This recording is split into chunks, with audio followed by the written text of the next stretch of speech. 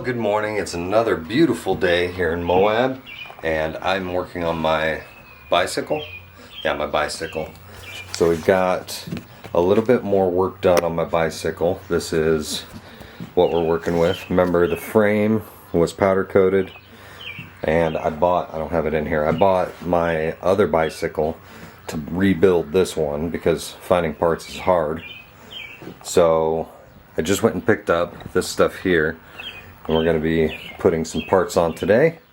Going to be putting a shifter on, and then the crank is being ordered. Got some spacers there, and the bottom bracket done. And then we're going to be going for brakes later, probably a new fork later.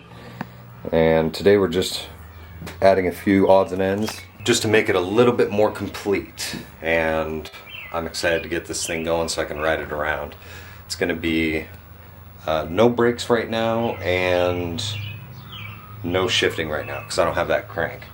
But this is what I'm working on today. Alrighty, I got the rear cassette, I got the rear derailleur, and I got the lines hooked up for the shifter, which is right here. Got all those set up.